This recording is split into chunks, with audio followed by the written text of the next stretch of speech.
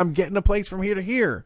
God, that was the most accurate representation of how I feel when I get a job. At first, I'm helpless.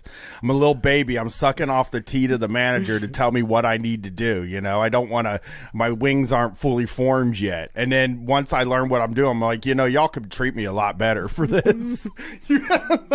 I deserve a lot more for this. Wow, this is some bullshit right here. Now that you kicked me out of the nest and I'm flying through the sky and trying to flap my wings here, I don't think you're giving me enough. I don't like this. You didn't set me up right.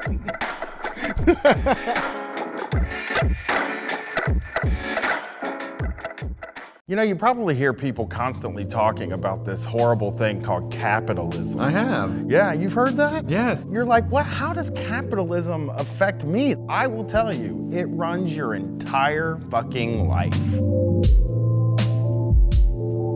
You've probably heard of socialism or communism. And they try to control your entire life. Your whole day is taken away from you. What control do you have over your day now? Most people have to be chained to a desk for 40 hours a week and they're not allowed to leave. When you wake up in the morning and you feel like shit and you have to wipe the sleep from your eyes and look around and be like, why does this have to happen this early in the morning? That's a capitalism. And it controls everything, like your healthcare, your education. It all comes down to making money, but some things just don't make money. Honestly, ask yourself, how afraid are you of getting an injury and how that could possibly fuck up your life? Yeah. You're being stopped from skateboarding, breakdancing, doing anything fun, because if you get injured, you're fucked forever. You can't go to work. And so then you have all these people that say, well, we can make a kinder capitalism, a more conscious capitalism. It isn't gonna fucking happen. We need anarchy, we need socialism, we need communism, we need anything but more capitalism. But wait, Brett. When you go to the grocery store, you have almost unlimited choice. You can buy 100 different types of cereals. All made from the same stuff with different graphics on the outside. All corn. It's basically just a bunch of boxes of corn.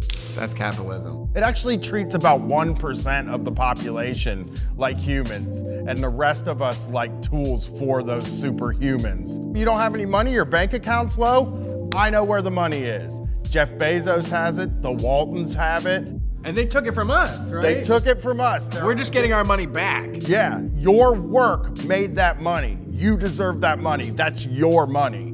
The 1% has never decided to do the right thing. That's why we have to take power and just spread it out among the 100% of people that exist. Before we commence expelling this ghost from this location, before we save Jake from the lock, I will light the ceremonial herb that will give us the sight, that will give us the power we need to set Jake free. My Twitter's not working out here. Let's see if you can get a ghost. Go ahead and try. See. I summon the ghost into ghostly ghostness. Come the fuck out if you're a real ghost. Now. Demand it. This is how we fucking hunt ghosts. And as we've pointed out, and as we've said, there are no ghosts. So this is where the ghosts live, from what we know. And he's not home. Let me see, let me try this. Jake, you may overtake my body. I accept you into my heart and soul.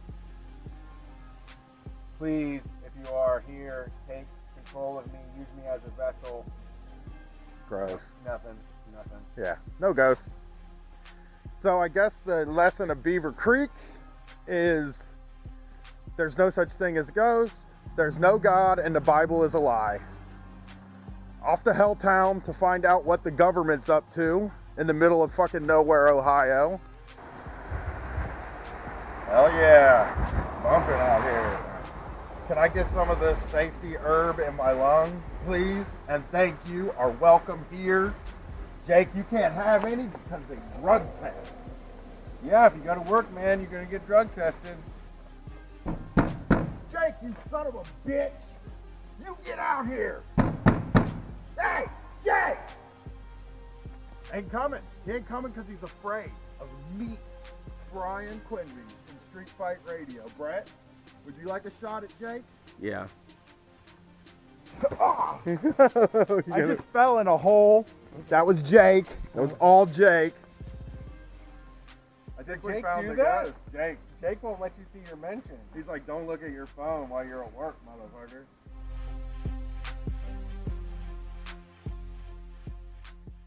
Oh my God, have you heard the news? Kids are dying of kratom. That's not true. They're injecting it into their veins. I don't think that's happening. An ABC Action News exclusive. A mom says a popular herb killed her son. The most recent death happened in early June. Kratom, also known as metrogenine, was one of 4 drugs blamed for his death. This was like the devil's drug. It really is just a green powder that makes people feel better. Yeah, it's a leaf. It grows from the ground, you smash it up, you make a tea out of it, you throw it down the back of your throat, you eat some capsules, and you feel better, your mind's clear. And most people that use kratom don't have access to healthcare or prescriptions or any of that regular medicine stuff. They get it from local stores or online. Let's do an example here. You're a young person. You don't understand how all this works, so let me explain this to you. When you get hurt in your older age, let's say you're 34, you work on a roof, you fall off, and you crush your fucking heel, right? It's all shattered. The doctor 10, 15 years ago was like, that's fucked up, that really hurts. You're gonna need some opioids to kill that pain. And then the DEA says, no, you can't have those anymore. These doctors have to tighten up their prescriptions. And now you don't have any. You can't afford them. What do? You can take kratom. It has the same effects, it's less addictive, and it's more gross. So that even brings down the use. You're not gonna use it as much. Kratom kills the pain in your body. It also cures social anxiety. The government's solution to stuff like this is always prohibition, which means putting more people in jail. How big is your appetite for the war on drugs? I'm sure it's small. It's shrinking every single day. Don't let them continue it. Don't let them out stuff. Good point. Thank you.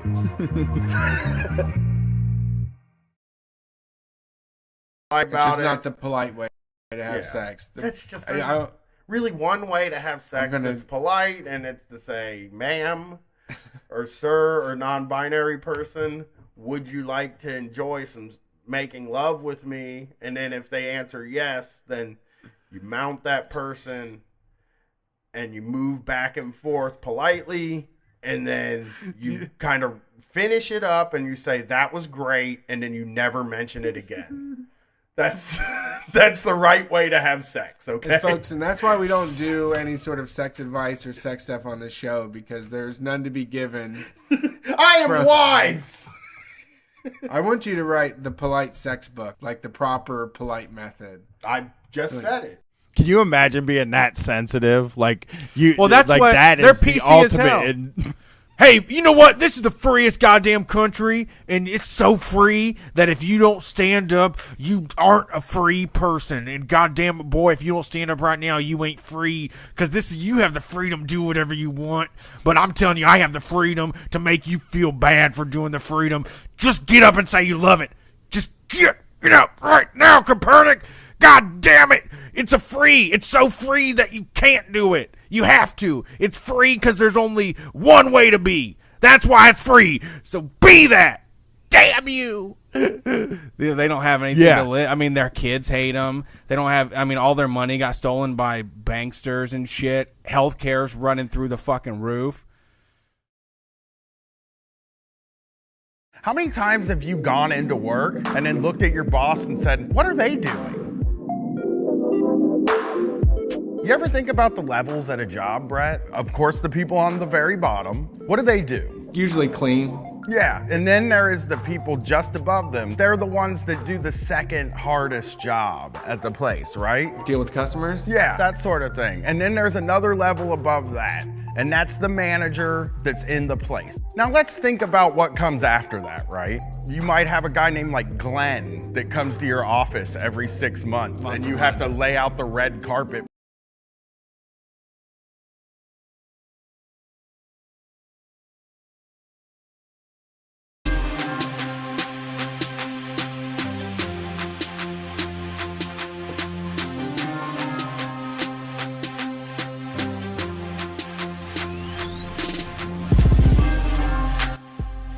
Hey everybody, welcome to Street Fight Radio. It's the Basement Show.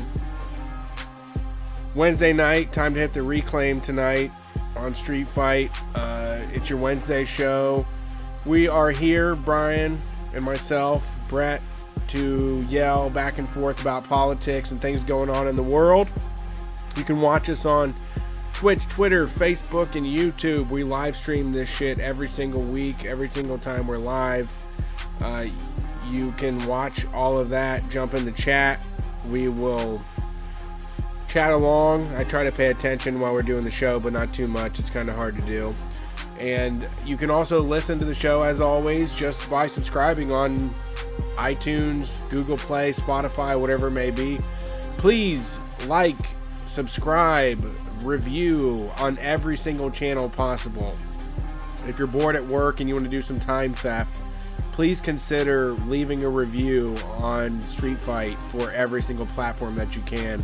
Spotify, Facebook, Twitch, Twitter, YouTube, Facebook, Snapchat, Instagram, all that stuff. Just put it out there. Spread the mess across the U.S. We want more folks involved. We want to get more people fucking up the system, spreading dissent and disruption to every corner of the flat earth. And that starts with you. Telling people that there's a radio show out there trying to tear down every single fucking hierarchy that there is to create a global workers' party of people that are ready to push things in a new direction. And we are your host. I'm Brett Payne. My co-host is Brian Quinby.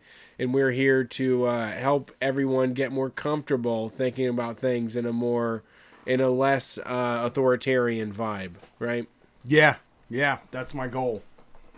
How's it going, Brett? This week has been great so far. It's been pretty good for me. I will say pretty good. I'm not as miserable this week. Glad to hear. I'm starting improving. I'm starting to come out of it. It's we're getting ready to hit the road a bunch. So that's I think what is pulling me back together. Yeah, I was gonna say, I mean, you did make me feel better complaining on the air. It made me feel better, to be honest. Yeah. I don't know if I said that. I don't know if I said that on the show, but you helped me in that. I was like, man, I can't complain like that. I can't be that fucking ungrateful about this. That's the only thing I can do. Is I'm a big complainer. I am too. I'm very bad about it. I'm a very negative person, and it's not my best, but I do want to do better. Yeah. Well, we're getting there, and I'm trying. I'm trying very hard to be a non-winter bummer guy, but I'm waiting until we get on the road. We're gonna leave. We're doing next Friday. We'll be at Ruby Tuesday in Columbus. 1 hour of Street Fight, just me and Brett. I'm looking forward to that. And then on March 18th, we're in Pittsburgh, and then starting on April 1st, we're gonna be in Florida. So I'm ready. I'm ready to go. You forgot. Next Wednesday is the launch of Means TV. We're going to be there for the premiere in Detroit, Michigan. They're doing launches in, I think, New York City. Jake Flores is going to host it there. And I don't remember the other places, other important cities there will be stuff going on. I'm mostly concerned about where I'll be. And that's in Detroit, Michigan next Wednesday on February 26th for the Means TV launch. That's happening. There's lots of Street Fight content on Means TV. And we're going to be doing a TV show on. They're going to be like a regular show on there as well. Yeah, every week we'll be, I think it's going to launch like a month after launch. And I'm working on writing it right now. And we're going to get it all put together. And it's going to be good and fun, I think. Yeah, we'll have a new new outlet on Means TV. So Yeah. and I'm finally ready for it to be here. I mean, I believe in Nick and Naomi so much, but you know, I don't like when people talk shit and say when they're going to do stuff. I want them to do the shit. And I've seen the final mock-up. I've been to the webpage. I've watched the movies, and this shit is ready to go, and it's so fucking good, and I can't wait for everybody to get a hold of it. Yeah, and, you know, I didn't even know when this was coming that we were going to have a weekly fucking TV show. And, like, this is something we've been talking about doing for years. Like, this is what we wanted. We've been wanting to do this. I want the chance to show people what we can do. And I think we can do. I mean, we have, you know, people haven't even seen any written material from us in years. It's going to be fucking wild. Yeah. It's going to be fucking fun. Yeah, hopefully this will open the door creatively so that we can do more of the written sketches and high-level concepts that we're capable of accomplishing. Yeah, absolutely. So, we're on debate night. It is debate. We didn't take the bait, though. No. Don't take the bait. It's all spectacle, dog and pony show. Yeah, we watched wrestling, but it is debate. It is debate night in America, and I'm following it through Twitter. Okay. Which is the way to follow it. But the highlights. I'm back. I'm on a new thing now. When it comes to the debates, they don't matter, and here's why. They're like not fair, and everybody knows they're not fair, and everybody knows they're bullshit, and like it seems like the Bernie Sanders is getting attacked every one of these things. You know, the crazy Bernie bro thing is like the craziest thing in the world to me. That they're covering it on TV and they're bringing it up during a presidential election seems so fucking weird. Because here's the fucking thing. There ain't that many people on Twitter, dude. I know we think that it's the world, you know? Oh, it must be the world. Guess what? Go knock on your neighbor's door and tell them there's people being mean to journalists on Twitter. Yeah. And they're like, okay. You know? Well, I mean, I'm just going to say, for me, I have to say, though, that there is one of us in every friend group, and we're fucking negative. Yeah. Right? Like, we're negative people. They're able to point at us and be like, that guy and gal, non-binary pal that always points out the way that they succinctly point out the way that things are fucked up, like it makes me feel bad, right? Like, get them to shut up. We don't want to empower this person that is always telling us someone's marginalized or oppressed, right? Yeah, that's what they're going at. I mean, okay. I'm gonna lay out a scenario for you, okay? I'm just gonna lay this out right here, okay? So, you're a kid, right? You're 15 years old in like 1965. Let's just say that. Okay. You turn on your TV every night and the newsman comes on TV and he does the news. Maybe after that you have like a little political chat show where guys in suits, mostly guys, there might be some women, but mostly guys in suits sit down and they have these conversations that are guided by these certain rules of conversation. Yeah. Right? You then are like, oh, I really want to be a journalist. And what you picture the journalist's life as being, or blogger, or whatever this is, whatever you picture this public intellectual life. 1965. Well, I'm saying, so you're a kid and you're picturing whatever that life is. You know what I mean? And you're just like, you probably fucking, you go, you read the news, you report the news. And you go home, maybe go to a little party or a dinner with like the smartest guys in the neighborhood, and you fucking chop it up over some steaks about like what the fucking idiots in the Midwest are up to and what they might vote for. And that is your life, right? Okay. You're only eating at steakhouses. Right. And you smoke these huge fucking cigars that nobody can afford, that are like imported from some place that has cigars, okay? This is fucking old news shit. Okay. Okay. And you see this, and you're like, this is the fucking thing, you know? These cool people sitting on TV smoking cigarettes and fucking being like, well, I think in the Midwest that won't play very well, you know? Even though they, you know, guy's never been anywhere outside of like New York City. So you get there, right? You go to college, you get out, you become a journalist. And your life's like that for a while, you know? Yeah. 80s, 90s. Smoking gigantic cigars. Yeah, Arm-length cigars. Yeah, 80s, 90s, 2000s. Steaks, just incredibly large steaks. Right. Your life is just great. And then people slip $100 bills underneath the steaks. Yes. So everything's going great, right? Everything's going fucking magnificent for you. You're living the newsman life, you know? I am fucking pie in the sky. I make money. I travel. I'm fucking doing some real shoe leather reporting. And I'm talking about this elections and shit like that. Then 2015 rolls around. You're like, I'm going to go ahead and go on this website. And I'm just going to type like, I think that people in the Midwest need to have a soda ban because they're all big fatzos. Or whatever they would say. You know, they'd probably say it in different words. Sure. And then like fucking 100 people are like, fuck you. You fucking suck. You go die or shit like that. And you're like, ah, geez, I don't get that life. I don't get the newsman life. The newsman life is gone. Everybody thinks I'm a dipshit. Everybody thinks I'm a loser and an idiot. And they keep making fun of my fucking goatee. And they keep making fun of my stupid hair and my voice and the way that I talk. And that is why they're so fucking up in arms about this, you know? Yeah. So what I'm taking from that, what I agree with is that there is a matter of we are kind of the newsman now, and we don't get arm-length cigars anymore, and we don't get we can't afford suits or anything like that, but we get to do all that kind of stuff.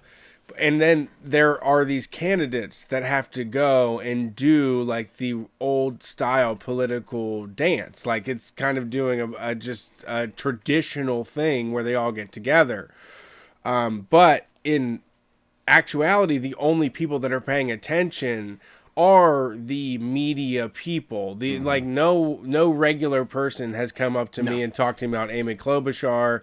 I did see a Mayor Pete button at the bus stop one time. Also, I saw a Pete sign in my neighborhood. Brand new but one. Not the same as people that are fervently obsessed with what's happening. The only people that know what's going on are the folks within like arm's reach of it, the ones that can make their living off of it. They get to ask the guy. They get to be like, "Hey, Bloomberg, what do you think about this?" But now we've driven to such a low point in culture that these people are going out. These candidates are doing their PR workshopped campaigns, and we are just seeing it as a farce at this point. It's all falling apart. It's silly watching. I mean, Amy Klobuchar trying to skirt around the fact that she doesn't know the name of the president of Mexico. I mean, cool. She was so smooth.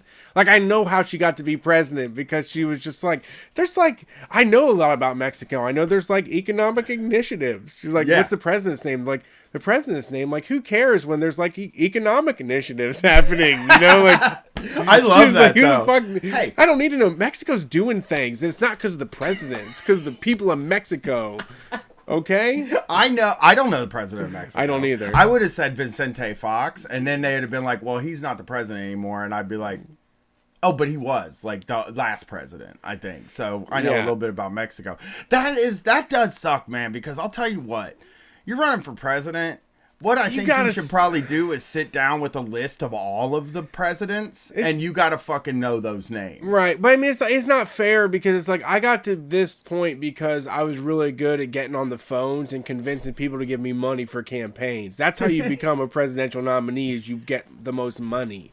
right? Like that's Yeah. what I've been able to do. I'm not like a detail oriented person. Like I'll make an impact when we meet. That's how I'll learn the presidents of Mexico's name when we meet for the first time. You know, we have a great experience, but I don't need any sort of scuttlebutt about who they are before I meet them. It kind of reminds me of when you listen to it. Like, let's say you're listening to a podcast about a movie or something, and one of the people that's listening didn't rewatch it. They only watched it the first time, and they're like, I actually did that so my opinions would be less fresh. Yeah. You know what I mean? And I was like, but it's really kind of like they were just too lazy to watch the fucking movie. Yeah, I did see that everybody was basically everybody agreed to do like a Marvel Avengers thing and just go after Bloomberg, aka Thanos. In this point, He's Thanos, though. He really is Thanos. He's bad. I have to say once again, I'm not Mini Mike. I don't know. I want to be like I'm not trying to be the downer of it all, but from the numbers point of view, I don't think he has any sort of actual way of becoming the nominee unless it's a weird theft thing. I think they like the numbers are not there for him to actually get it with any sort of credibility. It would have to be like an Epstein murder out in the public where they're just like, Mike Bloomberg's the nominee, and everybody's like, what does this mean? So they're like, we don't know, and then it just happens, and then we don't say shit. Like, that's how things get done in America. No one will object to like the awful shit that's happening. It's very blunt force, though, right? It is. Like, the thing I've been seeing is just like, this dude is just fucking pumping money into this.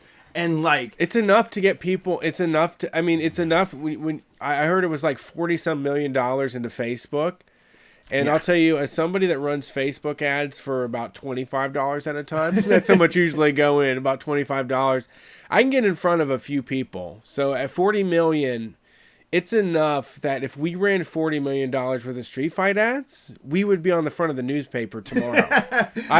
For sure, we could get in front of every fucking person in this country, like, Right. For that much money. I mean, when I watch stuff on YouTube TV, which is, I don't have cable, that's like my cable, so I can watch live TV and shit. Every third ad is a Bloomberg ad. Yeah. He's just flooding it, and it makes him look like an inevitability. You know what I mean? When It's somebody to everywhere think about. when everywhere you look, you see him, he becomes sort of an inevitability. You know, where people are like, oh, well, he's obviously very qualified, but I'm gonna fucking tell you, I'm gonna say this now. I still listen to Howard Stern because it's good to know what's going on when you're going to be covering this stuff over and over again, whatever. So, and he's been like very into Bloomberg, right? Like he's full Howard endorsement. Stern? He's so Oh, loved. Like, you know, those rich guys from New York, they fucking love their mayor. Every time they're just like, oh, mayor. Yeah, I mean, Oh, it's he's the greatest place magnificent. on earth. Yeah, yeah. them. They love the fucking mayor of their city. And when he talks about it, I mean, he's like, so I think somebody asked him, like, how do you think, like, soda bans would play in the Midwest? And he was like, I don't care, you know, people shouldn't be drinking that much. And it's like, no, I mean, I'm going to tell you right now, if this motherfucker comes out and says you can't have a big Coke, people are fucking going to be pissed. No more 2 liters or Yeah. no more big gulps. Yeah, people don't want that shit. And No, to I tell you don't. the I truth- don't want that. I Not know. people. I'm people too. Well, but to tell you the truth, also people know that he did that. That is like they know that he was nanny state guy. That's where I'm at for me personally though, is everyone seems consumed with him because he spent so much money to try to do this. But at the same time, the evidence against him is so damning, and you know, even the top level media what they're cribbing from for their popular SJW opinions, the Ellen DeGeneres show or fucking Breakfast Club or like any fucking popular media, Mike Bloomberg is such a fucking third rail that will fuck you up. There's just so many stories of his policies that played out in heart-wrenching details over and over. I've read blogs, I've watched videos, I've read Twitters. Like, the guy has so much bad evidence against him. It just doesn't seem viable to me. I think, you know what I'm going into like next level brain thinking, in that like he is just a smoke bomb. He's just like throwing a stink bomb in the middle of the conversation about Bernie being the candidate. I feel like he's just another tool that fucking gets things away from Bernie's viability as the nominee. And I was looking at the gambling odds today, and I was thinking about putting the money down on Bernie for the bet. And it's not even a worthy bet anymore. It seems like the gambling odds seem to suggest that they think Bernie's going to be the nominee. He has so much momentum at this point. Yeah, he does. It keeps getting higher and higher. Now he's leading in South Carolina, which was a place where they were like, there's no fucking way he wins South Carolina. He's leaning. And I think part of that, when I said earlier, debates don't matter, I think that the way they're treating him in these debates is what is boosting his polls every time. When people perceive that somebody's being treated unfairly, they start to look at him. And also, if fucking Chuck Todd hates you, I mean, people hate Chuck Todd. You know what I mean? There's the Democrats are this really weird thing, right? Where like, I think like if you're a Democrat and you're like you work for the DNC or you work for a campaign or you're one of these fucking consultants, everybody you talk to is a Democrat. So you have this idea that there is some romanticization of the Democrats where it's like, you know how like conservative people look at Republicans, they really do think that Republicans are the conservatives that are serving their interests. People who vote for Democrats don't like the Democrats. They just see them as their only choice. If that makes sense. And I think like people underestimate, or the Democrats tend to underestimate how much people hate them, you know? And that's the kind of thing where it's like, that's another reason that Bernie Sanders is probably surging, because people don't see him as a fucking Democrat. No, the worst part about Bernie Sanders is that he's a fucking Democrat. I know. This is why I don't think that he's going to solve all my fucking problems. No. I don't think it's going to do anything it's not going to be the cure-all for everything. Because the Democrats are people that represent a different wing of power in this country, and they're just trying to wrestle it away from anyone that wants to advocate for something that doesn't make money off of all of our suffering, which is how they get by now, is by having redlined areas, by having student loans, people on student loans, by having credit card debt, by having all of the medical debt that we have, all of it. Like it's also corporate money. It's beneficial to them, and they are in a class of people that operate above all of us by planning what the fuck happens to us. Yeah, and I think that they also our demise. I think also if I'm a Democrat and like this dude rolls in and he's like, I'm not taking any corporate money. I'm only taking donations from like people directly. And they really probably don't like that, because think about how unpopular a lot of the Democrats are. Like I don't think there are very many other candidates that are Democrats currently that could raise money the same way he's raised money. No, that's where we're at. I mean, it's like $27 at a time. It keeps winning over and over again, and that's why the Mike Bloomberg thing, I haven't been too outrageous about it, just because everybody else has let me know that I don't think that's going to happen ever at all. This just seems like them buying 5 to 6 days of time before they can come back with a narrative that somebody is making a run at Bernie. They're going to come back and say that somebody did good in Nevada, or somebody is surging on the way to South Carolina, and they're going to try to present somebody else. I mean, that shit is just, it's incredible to watch them keep saying something it's just else. Nasty. It makes me, you know what? It's honestly what makes me so fucking pessimistic. It is you just see how ugly and awful it is, and easy. It's not even artful, It's not even, it's not proper propaganda. It's just, outright ignoring things, and even when the Onion is making fun of you, when the mainstream publication like the fucking Onion is pointing out how you call every time Bernie Sanders makes 3 points in the poll, you call it a loss. You know, when they're spiffing on that, man, it's just so naked. It's, I don't know. It's like how we have just the amount of control we have when it comes to the online narrative and the media narrative and the message. That kind of stuff is definitely a lost cause. I think that's just fucking falling through our fingers right now. I think as we see results come in, as we see caucuses happen, as we see people voting and making shit happen, you still see that the narrative is never going to be in the favor of what's actually happening. But we are finding this time around, compared to 2016, that the effort of people to go out and caucus and canvass and call and do these things, that is changing. That is having an actual impact on the system. They still have a game set up. They're going to change the rules. They're going to do all of their tricks.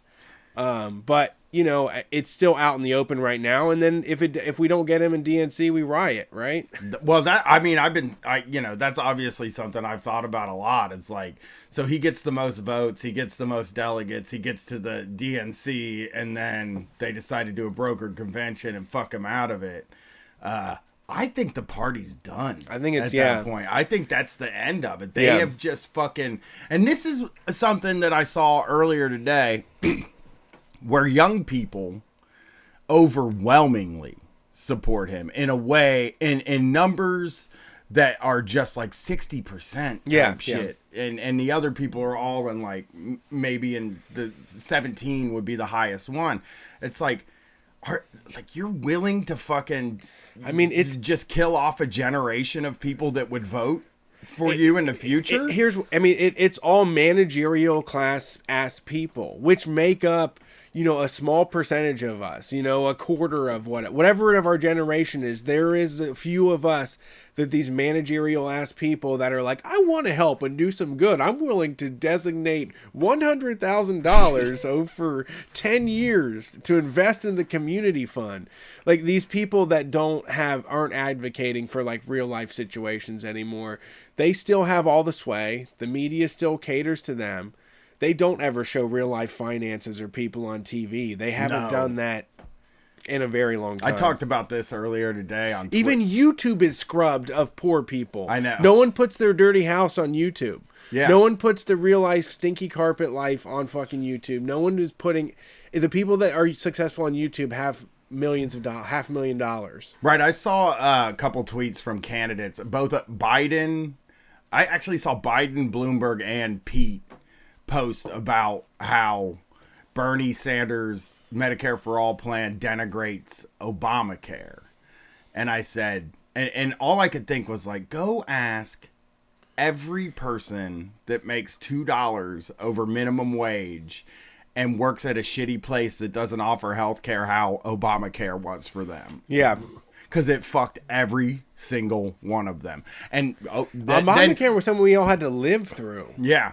It was like whether you're going to take the penalty on your taxes, right, versus paying the outrageous premiums per month. Or paying less and getting nothing, you know? Because there are so many people that paid, like, I knew the guys, I always bring up the guys I worked with at the camera store. They were paying $110 a month for healthcare.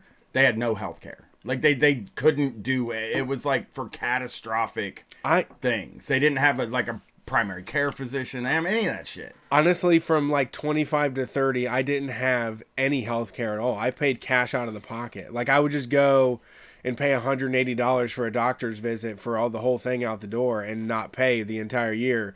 So once they started forcing us, and it was like me and Erica had to have fucking health care, or otherwise we would get penalized on our taxes, and then I got forced onto it, and then all of a sudden I'm paying $100 a month instead of the, you know, I was probably paying $200 to $500 a year on healthcare just for shit that happened throughout the year. Yeah. And then all of a sudden now I have to pay for it all the time. And it's just ballooned and inflated to the point where now it makes me sick. Like, to think that I'm paying for like a BMW every single month. Yeah. And then I also have to pay $35 every time I want to talk to the doctor. I feel like $35 would sum this whole thing up. Yeah, yeah. Right? Like if I came in here with $40 and was like, bow, diagnose me, right? Y'all could get it done for $40, right? Well, it's like when I took Gwen to the dermatologist and they called the thing into the pharmacy ran the insurance was like, we ain't fucking covering that shit, the Accutane. They're like, we're not gonna cover that. And the guy called and he was like, they're not gonna cover it. And my wife was like, how much is it gonna cost me to get this medicine every month? And he said like $700. And it was just like, so 700. So I have to pay like a rent for a studio apartment. Yeah.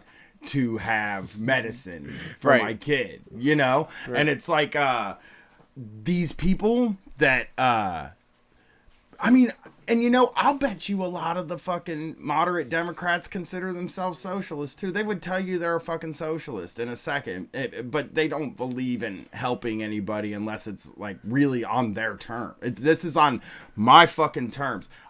If the government wants to fucking give everybody a tax cut on certain amount of money over what they spend on healthcare every month, I'm okay with that. But I do not want to actually pay for the healthcare. You know what I mean? Yeah, man. It's like when it's really just alarming to me when you're like when you were talking about how you knock on somebody's door to canvass and they're an undecided voter. That just makes me want to crumple to the ground. Like, how do you not have any idea or care at all or any ideology or whatever it may be? Nothing is driving your decisions, or there you don't have a pie in the sky kind of idea, understanding weird, of what you just are along for the ride, I guess. I mean, you're just happy you got a McMansion and a fucking import car. Well, that's one of the things I find weird too, because it's like undecided seems so strange to me. If you voted in a primary before, number one, and number two, like, I'm not saying you have to be decided for who I want to win, but like not even being like, you know, I don't know which one of these is going to be good for me. Seems odd because it means... really though. I mean, who wants to be involved with this? Like, I'm not involved with. I honestly am. I am paying attention, but I don't give a fuck about any of this stuff. And like, I think that people would critique me in a way and say that I should have like a better handle on the pulse of this stuff, but I think it's all riffraff that is like out of my control. Absolutely, the DNC does their whole narrative, and the people that are following along is just a small crew of people. It is people that are activated politically and that listen to my show and stuff. But you are insignificant compared to the folks I deal with in my day-to-day life. You know. Well, you're nobody when I go to the fucking elementary school. There's like none of you there. There's like one or two. That is the thing. Like when I'm out, it's just like it seems like such a huge thing, but like that's something I kept saying about like the when people kind of flip out about the Bernie bro articles. I'm like, you should just like not worry about that because nobody gives a fuck about journalists' mentions or bloggers' mentions. The people I meet in real life are way dirtier than any Bernie bro thing I've ever seen. I've heard way more C words from regular people than Bernie bros. We've heard worse. Like, I've heard the words you're not ever supposed to say. Yeah. Well, I mean, and like, people are generally crude. I was like thinking about this the other day. I was like, these people are mad because people are telling them to get fucked. Have they ever looked at the comments on a local news story on Facebook? You know what I mean? Well, they're just confusing it in a way in that, you know, we don't get a lot of criticism, and I do a lot of self-criticism. I do way more than is deserved of me because there aren't a lot of people screaming at me and telling me to stop this. There's more people that are saying we love Street Fight and we want you to keep doing this. So if I had hundreds of people saying fuck you, you don't know what you're talking about, you fucked this all up, you're a stupid thinker and all that, I would take that in as like criticism. I think I would rethink where I'm at. Peter Dow made the right decision, right? yeah. Peter Dow got Bernie Bro to the point where he was like, all right, I see what y'all are about. This makes sense. It's a passion. He's like me, I think, in that way, is that he saw passion and he was like, you know what, man? Last time, there wasn't any passion at all. I know. It was all workshopped. Yeah, I know that a lot of, Democrats or whatever were passionate about Hillary Clinton, but there wasn't any real groundswell of passion about her anywhere else, in the public or anything like that. Like, people weren't like excited about her, and that is why she lost. Like, I've been thinking a lot about the conventions from the last election and the people that spoke at each one, and just like, it just seems like the Democrats had no connection to any normal people, like having Lena Dunham come out and give a speech is like, I mean, I don't think that like most people know who she is, but the ones that do, I would guess they don't like her. And I'm not saying that because I think she's a horrible person. Well, I'm saying that because she's like a New York hipster type, and people see New York hipster type and they're like, fuck you, you know? Yeah, that makes sense. People they just don't get it. Like, I can't figure out, I cannot, the reason I brought up that like sort of scenario at the beginning is because that's the way I see it. I once heard Patrice O'Neill talk about social media before he died. And he said, like, in the fucking 80s, Richard Pryor just went out and did his comedy. He didn't have to fucking talk to the fans. He didn't have to explain himself. He didn't have to explain his jokes or anything like that. And you can't fucking do that anymore. You got to explain everything to everybody. They all have access to you. And he was like, that's why he didn't have like social media. He was like, they all have access to you. I don't want them to have access to me. I want to fucking tell my jokes, and that's it. And I think that's how journalists feel. I think they feel like they should get the life that the people before them had. And that life doesn't exist anymore. Because people can fucking plug a microphone into an iPhone and just ask somebody on the street what they think. Yeah. You know what I mean? And that's the thing. I think it makes them nuts. It's the same thing about like radio guys when they complain about podcasts. They're like, well, fucking, 10 years ago, my radio show would have been fucking huge, and like there would be nothing else to listen to, and we wouldn't have this stuff. And these people are unprofessional, and they don't know how to do what they're doing. They don't know how to do radio and shit like that. It's like, it's not that hard, buddy. Yeah.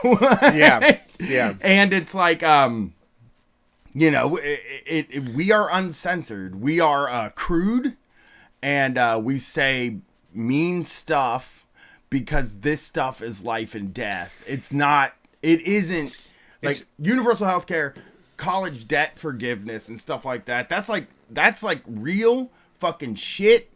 And like even some of the criminal justice stuff, legalizing weed on day one, shit like that. That's real fucking shit.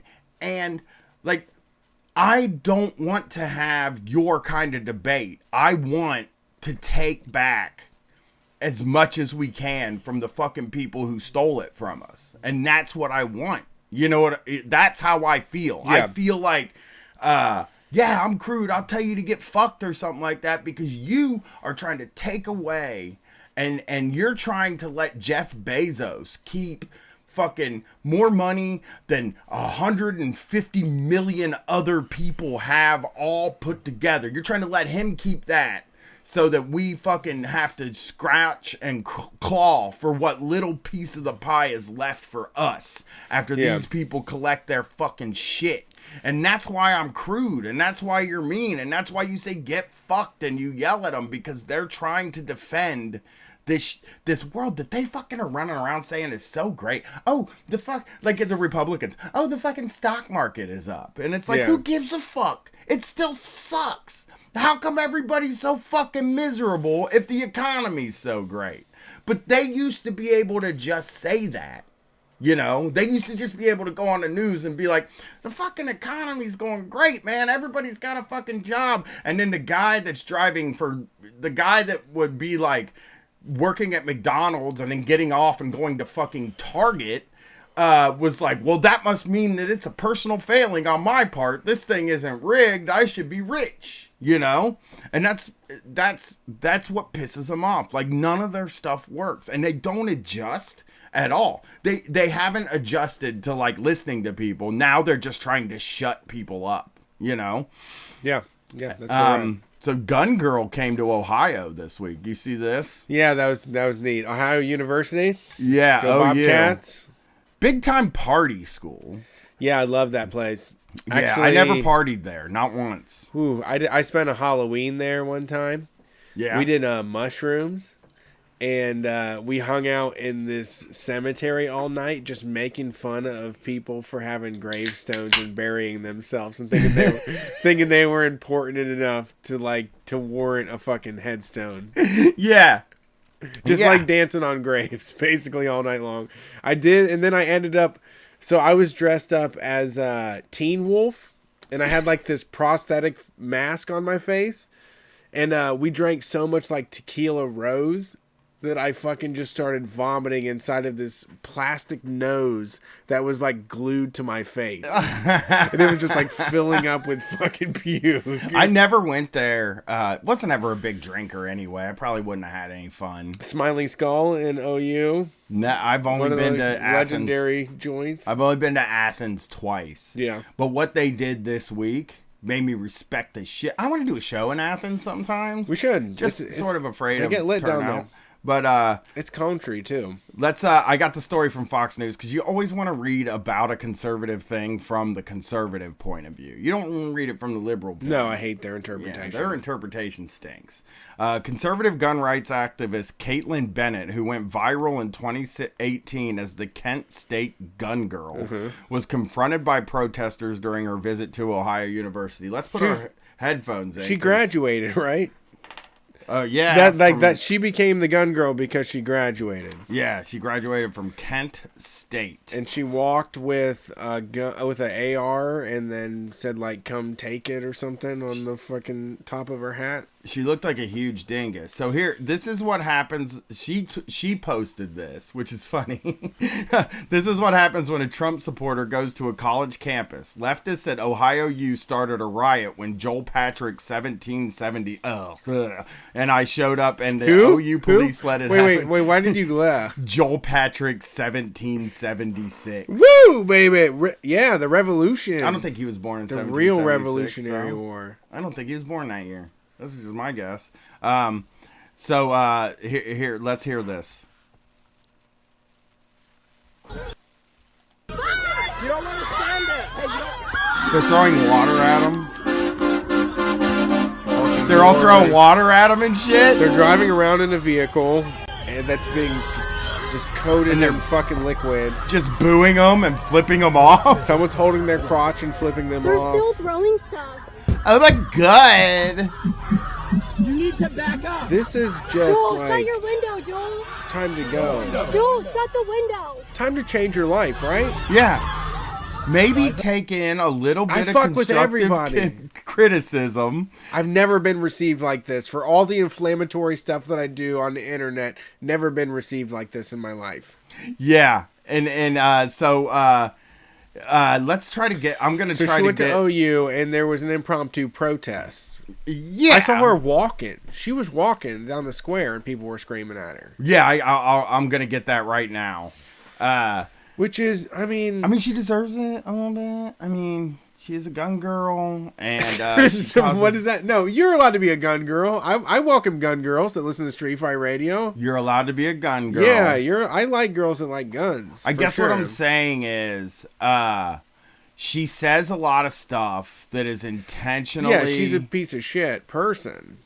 But the gun girl, being a gun and being a girl and having a gun is not her problem. Yeah, but I'm saying she intentionally starts shit. Yeah, she's an inflammatory asshole. You know what I mean? I mean, I've always believed, and I think this is the Street Fight rating system, is that if people show up and throw fucking pop all over your vehicle, you should listen to them.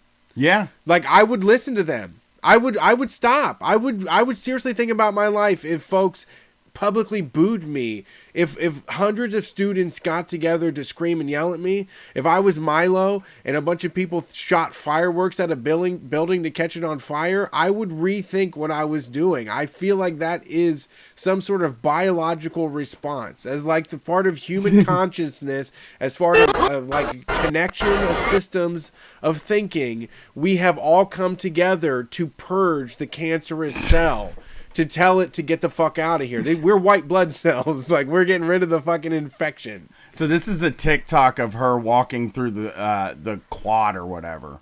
No one fucking likes you!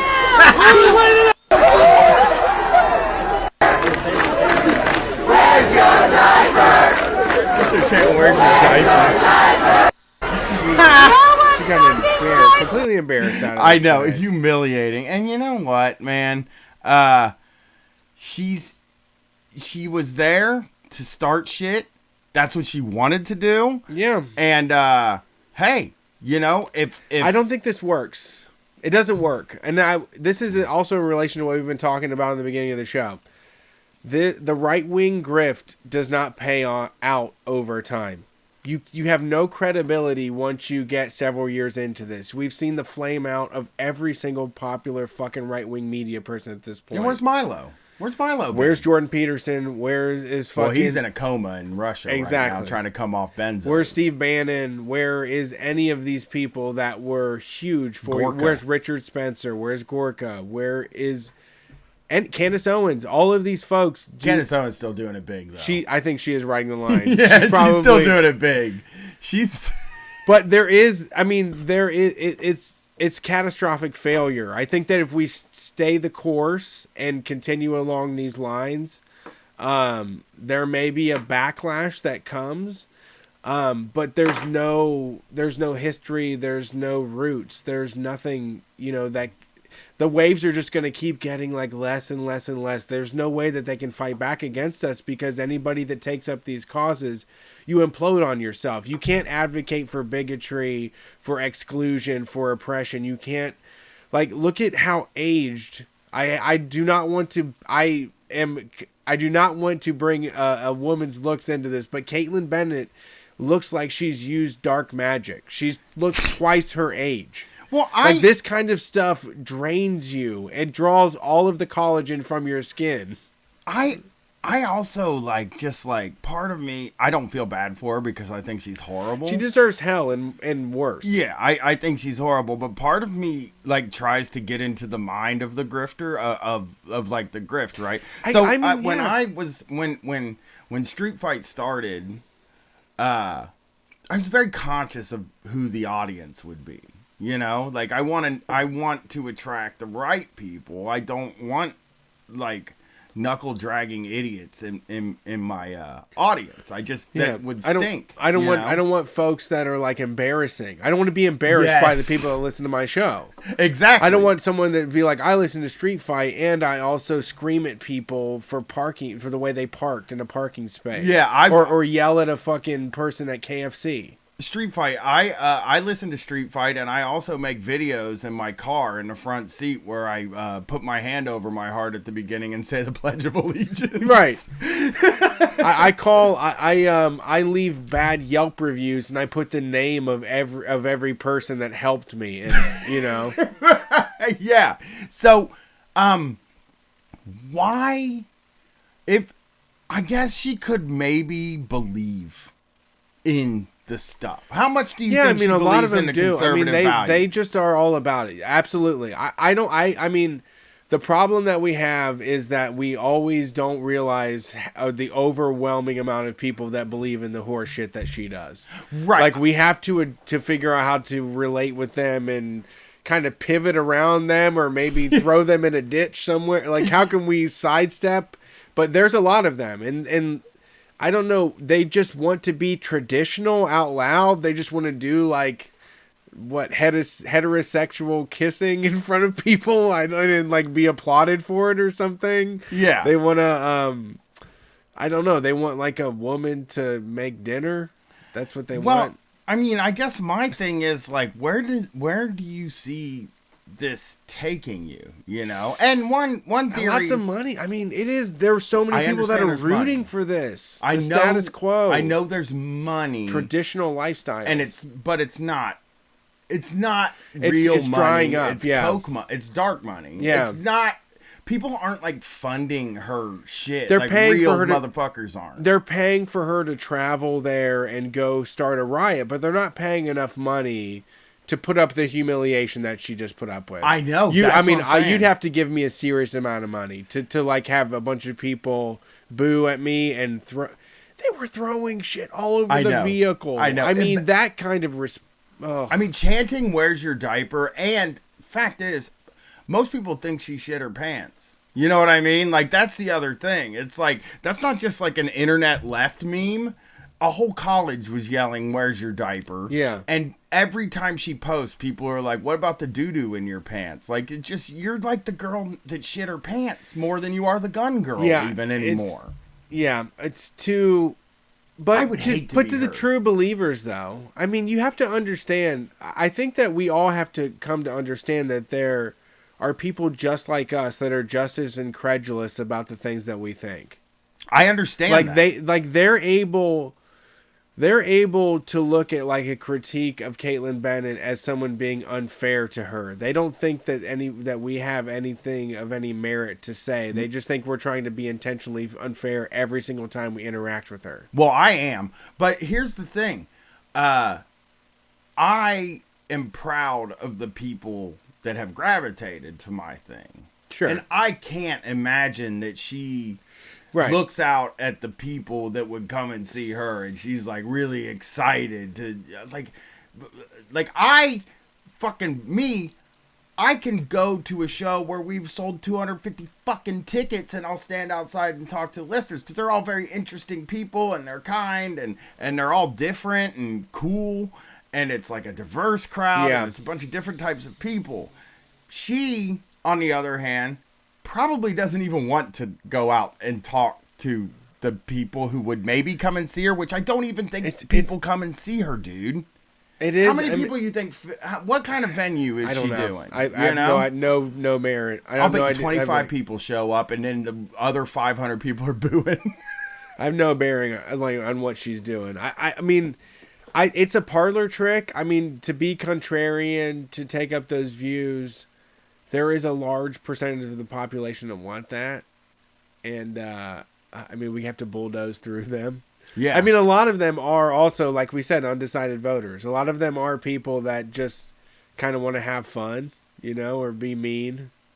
Well, I think we could. I mean, I think that like when it comes to like an undecided voter who might find her interesting and also think like I might vote for a Democrat. I don't like Trump or anything like that. I think we win them with proof of concept. You know what I mean? Like, unfortunately, it's going to take like this groundswell of true believers to then get the thing done. Yeah. And then show them proof of concept, and we will turn a whole bunch of other people. But like telling them that, you know, free healthcare and college and all that, you're telling them that stuff is great is one thing. And I'm sure, I mean, I have rarely spoken to a single person that didn't say, like, universal health care sounds fucking great. Yeah. You know? And like, single payer. I've rarely talked to anybody that you can't convince that sounds good. Yeah. You know? Yeah. I got to say, also, Bernie won me over this week. I told you he won me over on thinking birthdays are bullshit. He also won me over on shopping at Kohl's. But this week, when he just said that middle-class people got to pay more money for taxes, that's how we're going to do Medicare for all. I thought that was, like, the best shit ever. Yeah, he also Because, like, I'm into numbers and math and all that, and it does make sense to me that if I paid 1.5% more on my taxes, that would be way less than what I'm paying per month right now. Yeah, I know. Immediately, I would sign up for that deal right now. Yeah. Bernie Sanders, take it straight out. I found out what kind of music he likes this week, which is always like a thing for me. It's like you wonder what people listen to. Beto tried to win on this. I know. Beto only had his musical taste. Yeah, that didn't work. He was a playlist running as a president. He didn't even fucking make it to. He didn't even make it to a debate, dude. I hope his life is miserable. I mean, I hope he regrets that forever. He deserves to be punished forever, I think, for even trying that. I mean, it's a piece of shit like that, right? To have the hubris to dare to think that you would be the president. Shut the fuck up. You never won Texas. And you're not even that cool. He's a loser. Like he should be a loser. I hope cool. that he just lives in ruins for the rest Trying of his to life. run as the hip president was just disgusting. Get off that chair, motherfucker. Sick Sit shit. down. Shut the fuck up. I agree with that. You're a president of nobody. Yeah, you're fucking go sit at home. You get to hang out with the At the Drive-In guys and Willie Nelson. And look, that's a life. He should be running a fucking minor league baseball team's marketing team. Tour manager for somebody would be a fucking great job. Yeah, exactly. Tour manager. And there you go. know what's funny is he's like a dude, right? That I think if he never ran for president, I'd probably be fine. Like, hey, buddy, what's going on? Yeah, I wouldn't hate his guts if he never thought he could run for president. He crossed the line to me, man. That's a hex on him forever. On sight. Fuck that dude, man. Bernie Sanders' music, I think, will sort of not It's hurt just going to be doo-wop shit. Well, he likes Motown, like the Supremes and stuff. Okay. Little Anthony and the Imperials are... No, he didn't say any of the doo-wop, but those are funny ones. That would be funny. He probably does like. I mean, who doesn't like that? He grew stuff? up then. Like that's what he heard. Yeah, he was fucking standing on the corner when that stuff was happening, snapping his fingers. Yeah. Like, but disco. Okay. He's like a disco maniac. He likes ABBA and the Bee Gees. And he parties. Yeah, it's interesting to me. Which Bee Gees though? He just said he likes ABBA and all the Bee Gees. I mean, the Bee Gees kick ass, right? Like the Saturday Night Fever era Bee Gees were fucking great. And he said disco specifically. He's like, he was being interviewed by Rolling Stone, and he was like, I know the Rolling Stone listeners aren't gonna like this, which is another good fucking move. And he was like, I know the Rolling Stones people aren't going to like this, but I like disco. I like ABBA. And then he also said he likes a little bit of country music, a little bit of Celine Dion. Wow. So, I mean, varied.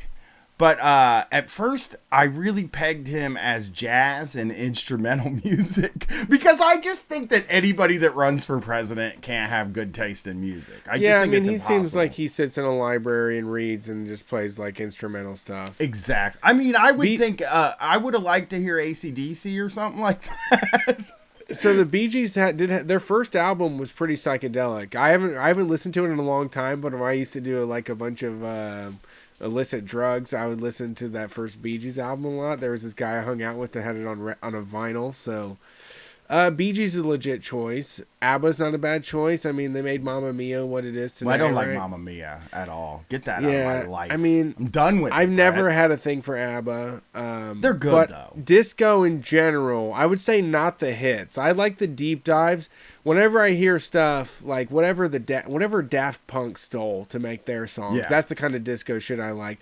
I like all the borrowed like hip hop disco shit. Do you think like that he's fucking Babe Ruth, the Mexican or whatever? You think he goes off to Odd Shawnee Bar? He might probably don't know about that. Let's get him hip to Odd Shawnee Bar. Release. Let's try to get him on the show and get him hip to Odd Shawnee Bar and Metallica. I want. Right. I would like for Bernie Sanders to hear Odd Shawnee Bar. He plays Odd Shawnee Bar. He was around for Metallica though. He was first wave Metallica. He had the chance to be there from the beginning. So if he missed, he probably hasn't heard the Load stuff though. He doesn't know. He probably hasn't heard Unforgiven 2. The House of Jack built. Yes, and heard It Ain't My Bitch or Fuel. Yeah, he probably hadn't heard none of that stuff. Yeah, Bleeding Me. He's probably never turned on the hard rock radio station in his life. We have the hard rock president. We're never getting. This is the most hard rock guy we're ever gonna have. You know. What was it? It was ABBA. The Bee Gees, country, disco, just country, You general country. That's a weird thing to What say. does general country mean? You mean like Florida Georgia Line? Yeah, we got to know if it's fucking Florida Georgia Line or Waylon Jennings. That's or Buck Owens. Yeah, I mean, there's a lot of different sounds out there. Is it you talking about Bakersfield shit? I think a guy from Vermont though. He's a guy from Vermont. Like this is all country to him. Everything. You know what I mean? Like those people up there, they don't. They're just like they say country music and they like mean the whole thing. Yeah. Like they think of it as like it's all country music. All of it. I also found out today that when Howard Stern was at war with the FCC, Bernie Sanders was one of the only people that stuck up for him. Okay. So that was another thing he did. That's a strike against Bernie Sanders. It's not cool because, Howard ended up being a shithead. But at the time, Why that did he would have stick been up huge for him? for me. He just didn't think he should be getting fined by the FCC. Yeah, I agree with that then Yeah, too. me I would too. always be on. I don't think anybody should get fined for doing a stupid fucking radio show. I know, for farts. They was finding this dude like tens of thousands of dollars for playing fart noises and shit. Yeah. All right. Got this article early last week, and it's from Vice and Motherboard. It's written by Lauren Kaori Gurley, and I want to cover this. In late October, Ashley Johnson, a single mom and seasoned gig worker in a quiet Seattle suburb, tweeted about the decline of lucrative work on Shipt, the Target-owned grocery delivery app. I did not know. I don't know about Shipt. SHIPT. Yes, I did not know about this. Shipt has taken the model of hiring so many shoppers per area that those of us who have given our blood, sweat, and tears can no longer even get orders unless we pre-schedule shifts. I haven't had an order in weeks. I'm hungry, Shipt, Johnson wrote. I went from making $200 a week with Shipt to making $0 to $25 a week. I've been taking. So, for some reason, my daughter's school still hasn't set up a fucking bus stop. And on some days, I have to take a lift to school. Ew. And some of the vehicles that show up, man, I feel like it's just going down the tubes. This is not me saying anything about the people that pick me up. It's just saying that like the level that they're at is just getting lesser and lesser and lesser. Where they're paying the amount of money that they're getting out of these apps. They could buy these people cars. Yeah, well, I mean, it's not that they couldn't buy these people cars. They're paying people, $6 an hour now. So these are people that have like more slapped together cars. Yeah. It's not people that are leasing BMWs and are out driving in the middle of the night They to can't make make any money. $6.75 an hour. Yeah, they can't make any fucking money, because there's a million of them now. Everywhere I think there's roughly tons of mediums I've read about them, just of the struggle of making ends meet on these things, and it's just getting more precarious. I was getting some money, a couple years back from things like TaskRabbit and shit, but even then it was like embarrassing to like leave the house to go make $6. It is. That's how I felt too about that when I was doing Lyft. It's like I'm fucking spending 16 hours away from my family for $40. Right.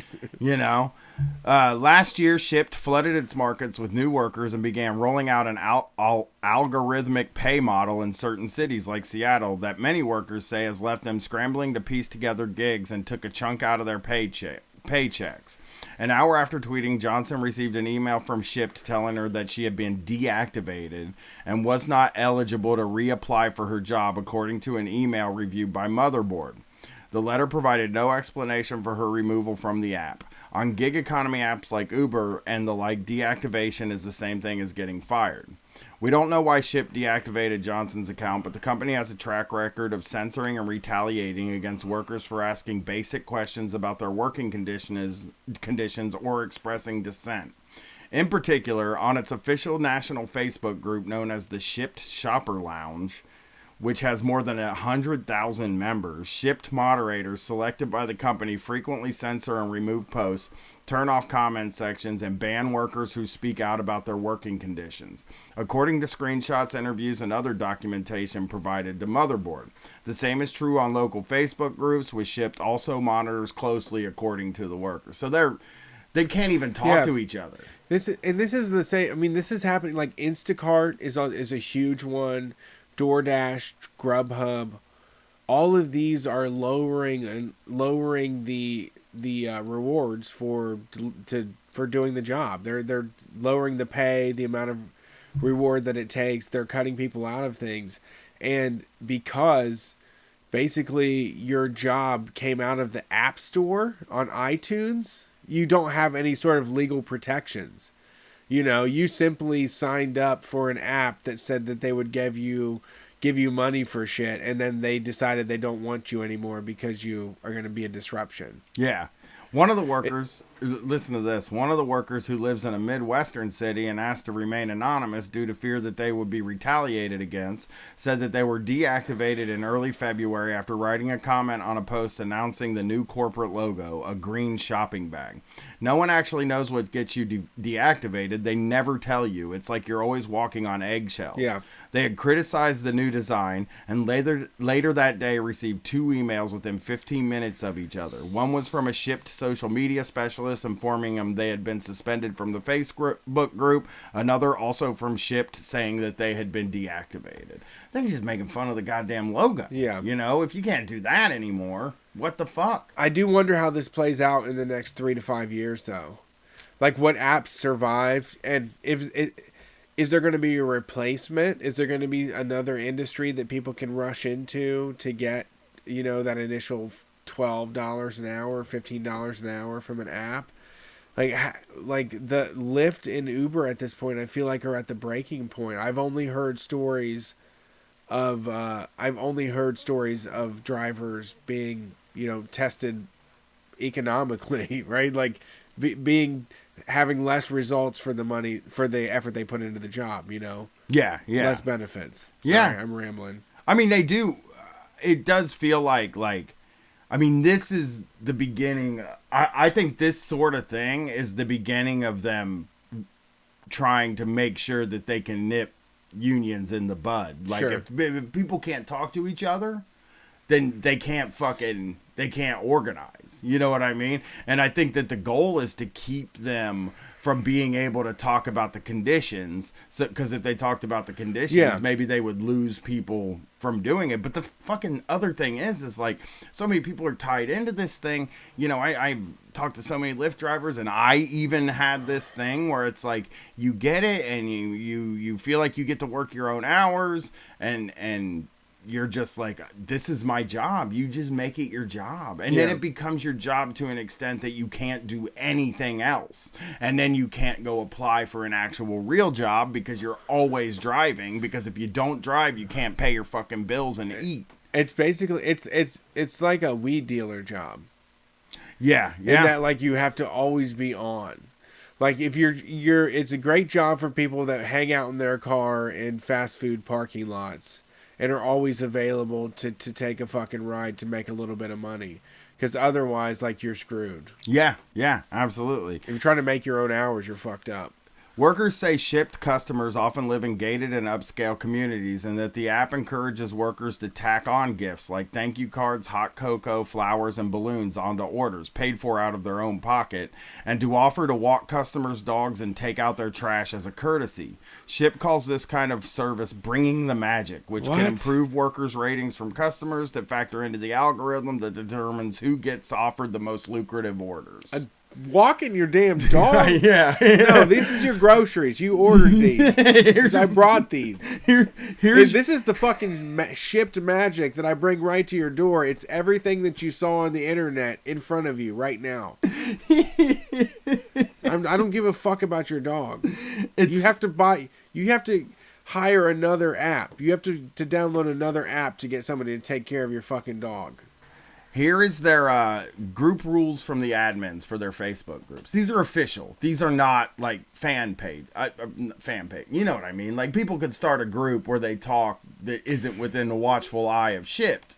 You know what I mean? But here's the group rules for their Facebook groups. Need immediate assistance? Our support team is available 24/7 via chat and phone for you. Unfortunately, the lounge is not the place for immediate support, but no worries. Our support team rocks. Tax questions.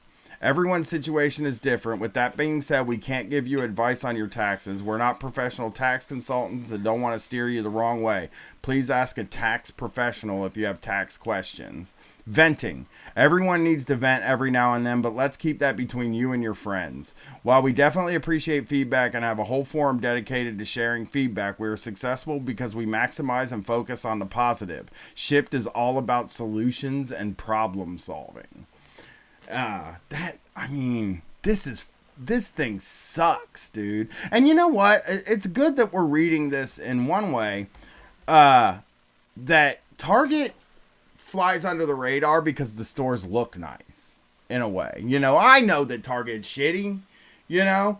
But they don't look like Walmart, so they don't get tarred with the same brush as Walmart. No, yes, Target is like it's the step up. Yeah, but it's not. It's the exact same business. Yeah, absolutely it is. It is. It just they figured out that they could hire some design people to make it look like a store in Sweden or some shit, which is exactly where I thought it was from when it first came here. Yeah, they partner with, popular brands. Yeah, to make a cheap version of what they do. In February, other workers also posted complaints about Ship's new logo. They hate this logo. They fucking hate it. And one worker commented, I don't think no one cares about the new logo. No offense. What's going on with the pay system and tips? Shortly thereafter, a Shift moderator shut down the comment section, according to a screenshot provided to Motherboard.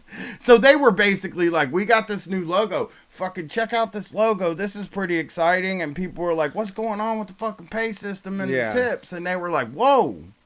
We was talking about the logo. Yeah. We're talking about the logo over here. We were so excited about this, and you brought up money? Yeah.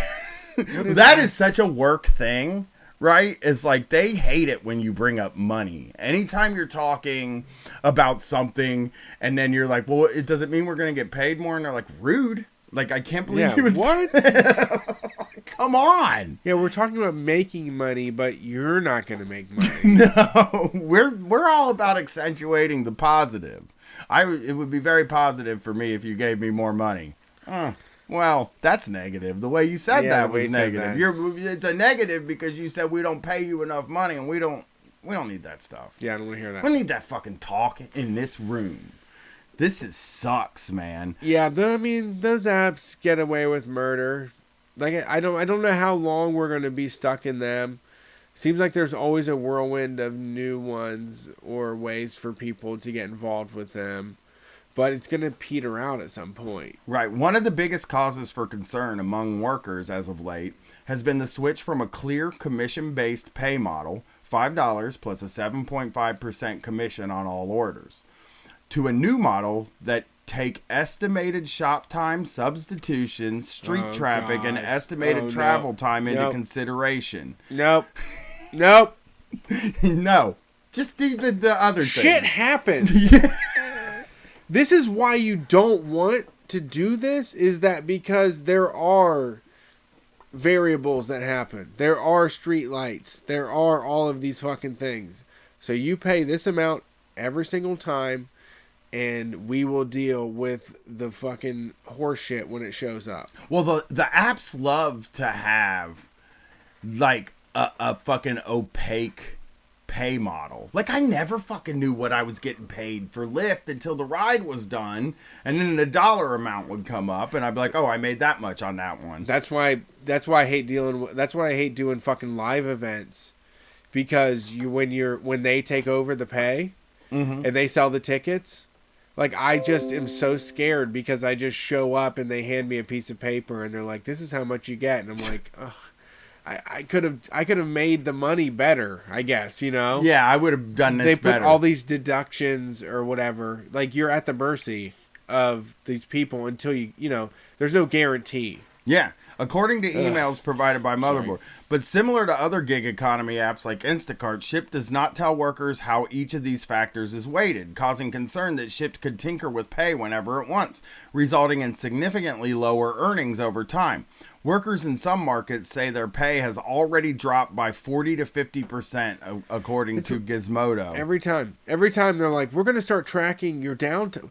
We're going to pay attention to the traffic stops when it takes you to get there, to better track your time and deliver better service. And that just means that you're getting paid less money now because you got stuck in traffic. It does. In Kalamazoo, Michigan, one of the markets where the new pay model rolled out in January, shoppers say that their pay has dropped significantly. Our best estimate is that the payouts are now 30% less and up to 50% on orders, one Shipt worker in Kalamazoo with 2 years under her belt who wished to remain anonymous for fear of retaliation. I fluctuate between extreme anger and despair. It's been 3 weeks since this has been implemented, and one of my good friends told me that she's down the equivalent of a car payment. My God. It's so harrowing, because the thing about it is, dude, this is like the only possibility for people. No, for a lot of people. No, this is for people that go to work. People are using this after they go to work all day. Yeah. Or they're doing it because like they in past times they would be maybe a stay-at-home parent. Yeah. But now they send this kid to school and they run and fuck around and do Shipt Do now Instacart, because they need a little bit of extra money. Yeah. Because nobody's making any money. And this is what they also mean when like they say like people are loving all these jobs. It's like the jobs suck. Like Yeah. all the fucking jobs suck. 1099s go fuck off. Yeah. Another Shipt worker in Palm Springs, California, provided Motherboard with receipts for a 181-item order that included 6 Snapple cases, 5 LaCroix cases, and 12 packs of soda. Ooh. They had to wheel 3 shopping carts out of Ralph's grocery store and deliver them and earned $12.68 for the job. The customer did not tip. Under the older, more transparent pay model, they would have earned $44.19. See? Yeah. When they start fucking with the pay, man, it's bullshit. When asked about the new pay model, a spokesperson for Shipt told Motherboard that it could not go into detail about the specific markets where the changes had been rolled out, but claimed the pay was constant, if not higher. That's bullshit. In the new market, they're lying. See, and it's the people that are just willing to test how little folks would take. Because for $44, I would go pick up a half dozen cases of soda for you. Mm-hmm. Right? And deliver them to your house? Yeah. But not for $12. So, I mean, you shouldn't leave your house for $12. No. You should fucking be sitting down in front of your TV until somebody offers you $44. Right. You know, then I'll fucking get out of my house. I'll do your grocery shopping. $44? Yeah, absolutely. Yeah. So, wild. So yeah, Target, you fucking scumbag company. These gig apps are, I mean, something's gotta fucking happen. It's keeping people, it's a pacifier, dude.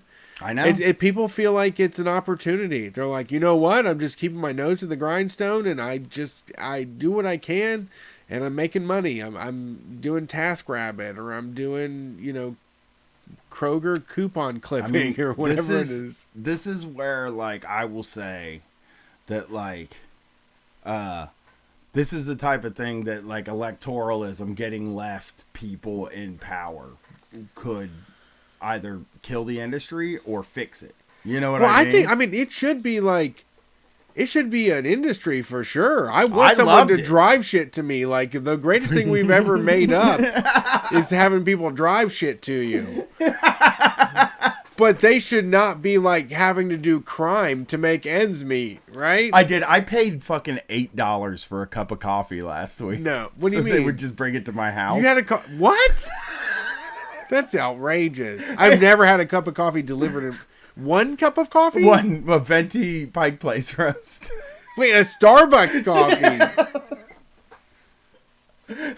Had them deliver it to my house, and then the receipt came through and it said $8, and I was like, oh, okay. I mean,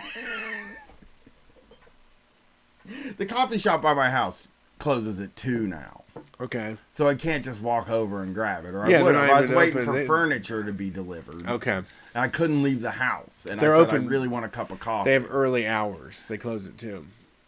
Yeah, who knows why? It's It's early a to me, ridiculous too. time to close at a coffee shop, especially when the school right across the street lets out at 3.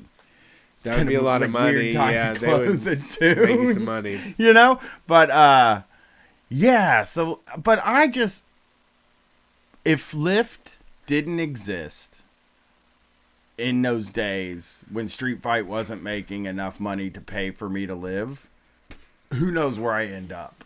You know what I mean? Like, it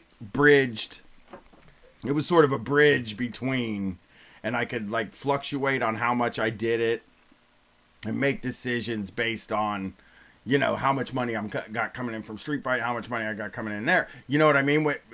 Like, it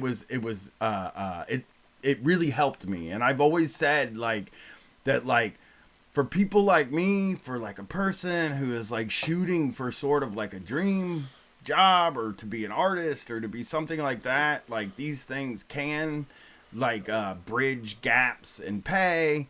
And it would be great if they weren't so scummy about the way that they have you do it. You know what I mean? Like, if we somehow got a minimum wage on these things, if we somehow figured out, I mean, you know, you got single payer healthcare, then those people will all have health insurance. So that is something that's fixed. But like, if we somehow figure out how to get a minimum wage on these things going, if we somehow figure out how to make this thing more equitable to them, maybe get some of their car stuff paid for, because I don't know how much these apps are making, but they gotta be fucking making some kind of money. I guess Uber doesn't make no money. It's so yeah, I mean, it's such an absurd thing, because you're right. The apps don't make any money. It's all valuations. It's all weird, you know, insider trading shit that makes these an endeavor, but it's just gone downhill. You know, it's gone downhill, and I don't know how far it can go. I don't know if people are desperate enough that they're going to keep doing it. I don't think they're going to run out of people willing to do it. But at this point, it has such a bad name. It seems like such a bad idea. I read an article, you know, a couple weeks ago in Columbus about a Lyft driver that doesn't. He was pretty good. He wrote about how he just doesn't know what to do, and at one point, this was like solving things for him, but it's like less and less. And they change the bonuses, they change the achievements, they change the little perks or whatever it is, and you have to adjust. You're at the mercy of a fucking app. You can't use the bathroom either. Right. Like, that's a huge thing, is that like there are restaurants that Uber Eats and that have signs on the bathroom door that say don't use the bathroom here if you're Uber Eats or Grubhub, which that person that puts that sign up is a piece of shit, garbage human being. Yeah. But like, it's like there's just so. I mean, I just know that people are working 16-hour days doing this because I did it. You know, I would sleep until 4 p.m. and then work until 4 a.m. I'd get up at 4 and work until 4 a.m. And it was just like I had to pick my wife up from work, so I'd have to. You know, she would sometimes be late because I would be all the way across the fucking city and I had to drive and get her. And like, it just, I know that people will always do it. I think that like, we have to like organize in some way so that they can't keep squeezing people. Yeah. Because the operative word you use there is desperate. And I was very desperate when I was doing it too. And that like the people that run these things know that people are quitting their full-time jobs to do this. And they know that once they're stuck in that, it is the same as a payday advance, like cycle that I got in for 2-3 years. It's almost the same fucking exact thing. You can't get out, you know? I mean, it's one of those write your own paycheck type deals where you believe that, hey, if I'm out here driving, I'm making money. And then it's like, okay, I drive 7 days a week now to pay for my lifestyle, which means I can never take a day off. Yeah, yeah. Which means if I stop to go do something for my family, in the back of my mind, I'm feeling guilty for not driving now. Oh, God.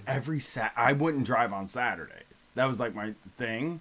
I remember the Ohio State-Michigan game was going on a Saturday, and I was hanging out with my friends during the game. And all I could think about was how much money I wasn't making. Surge pricing. Yeah. And then I ended up fucking taking my wife home and then turning the goddamn thing on and making a bunch of money. It's just like, and I also, like, there was this one night where, like, there was this huge ice storm and the prices surged like crazy. Like, they were just, and I wouldn't turn the app off. I just kept going. And it's just like, you're picking these fucking people up and you're driving them 10 blocks and making $50 off of them. And that doesn't feel good. Yeah. You know what I mean? Like, it makes you the bad guy in a way, but like, it's got to get done. It just, I don't know. I hope that, like, the word gets out about what life is like for these people more. The people that are doing this are hardworking people that are like giving their life over to a fucking app and are stuck in like this cycle, and the only fucking thing that's been made about it is Stuber and some articles that leftists read. You know what I mean? Yeah. And like, I really hope that like the word gets out about how these companies are fucking people. And I think that people that even take them. I don't know if people know. I really don't. Yeah. I don't know if people are even tipping. I think people are like, oh, they were kind of, I think people are, I don't know if people are iffy about tipping on that even. Yeah. I don't think people, I think that there are people that tip. But I drove, I feel and like I think a lot of people, there were a lot of people that didn't. I do like when I use this stuff, like I have used Lyft to take my daughter to school, but I always tip outrageously, and I'm like, well, I'll just figure out how to make that up later. Yeah. And I use Instacart as well because we only have one car, and so instead of me driving and going grocery shopping during the day, I just pay for an Instacart sometimes.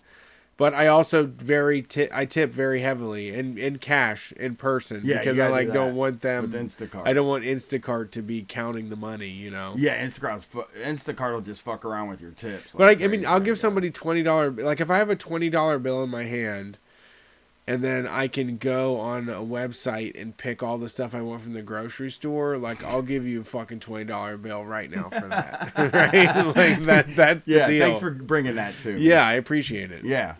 All right. I mean, there's something there. I mean, there is something there, but we really do. The more people, I guess, that spread the word, I don't know if it becomes regular common knowledge that these things are abusive or just, you know. I mean, they're just inhumane, I guess is the thing. They're like machines making decisions, and then the people on the other side of the machines are tasked with making more money. And who are you going to do that at the expense of? You can't raise the prices at this point because fucking the reason that people use them is because they're cheaper than taxis. Yeah. And that's why they're also not making money, because taxis were priced a certain way for a reason. Yeah, because the people got paid. Yeah. All right, that's the show. Well, thanks for listening to Street Fight Radio. We appreciate it. This is the Basement Show. We do a call-in show, which will happen this Sunday night. You can talk to us on Street Fight. Let us know what's going on in your work life, what's going on at, school, what's going on wherever you're at. I don't know. Yeah, come see us next Friday and March 18th in Pittsburgh. Very important. We'll be live in Columbus, Ohio, February 28th. We'll be live in Pittsburgh, Pennsylvania on March 18th. And we're hoping to have a poster and everything up for Hellfire 2 and Florida very soon. Yeah. Florida's going to get announced next week, I think. Hopefully, if we can get all the stuff done. Yeah. The shows are booked. We are going to be in Florida. I promise. We go with I can say who's with us. Who's that? If you would like me to. Yeah. Before the announcement. Sure. Jake Flores is going to come down to Florida with us and run around Florida with us. He's a killer. He's a king. He's great. Tell you the thing, Jake Flores, I brought him all the way to Columbus, Ohio. I had him perform for all the lovely people in Columbus, including my friends and family. And they all told me how much funnier he is than we are. Oh, God. My brother... And everybody was just like that. Now that guy's a fucking professional. Like he's like, you guys make me chuckle, but he's like a real, actually funny person. Everybody said that everybody was like, he's a fucking professional. This guy is a comedian. Okay, yeah, like now you guys are podcasters. You guys are good though. Hey, you guys are fine. It's funny your little spats back and forth. It's so silly, but. Jake, he actually makes me laugh. Yeah. Jake, this guy seems like he writes. Yeah. Like he writes it down on paper and then practices it and does it over and over again. Yeah. Jake is good. He's a killer for sure. So I'm so happy to have him on the road with us. And yeah, he's a great time. Again, hopefully in the next 2 weeks. I mean, if you're in Boston and a 100-seat venue and the booker, you could always help us out with this. We just got to get Boston booked. But Hellfire 2 rides again in the Northeast this year. You know what that is? You know what that is, listeners? You know what Hellfire is? It's Street Fight. It's the District Sentinel Sams, and it's the Trillbillies, and I think we got Tanya this time. Yeah. She is not afraid to sit in the car with all boys. The 3 T's. Yeah. We're getting them all this time. And, Philly, New York, Portland, Maine, Providence, Rhode Island, and Boston, baby. And I think we're coming to D.C. soon, too. So keep an eye out for that. Yeah, hopefully doing a Michaela Wilkes fundraiser in D.C. We raising them fund. We said, here's the thing. If you're close to Columbus and you're doing a fundraiser at this point, I think we should say this. If me and Brett aren't on the road already, because we will be on the road a lot, I I personally, I can't make Brett. I'm not gonna make promises for Brett. I will come and do it because I am not canvassing again, but I will raise money if you need me to raise money. All right, can do. Thanks for listening to Street Fight Radio. I'm Brett. He's Brian. Peace. Yeah, man, I ain't canvassing no more, but I'll fucking do some fundraisers. I feel like I want to go canvas. I don't know why Kristen hasn't asked me. She wants you to. Just tell her. Go do it. She hasn't They're asked. doing Linden this week. That one's gonna be easy. Yeah. You're probably way better at it than I was.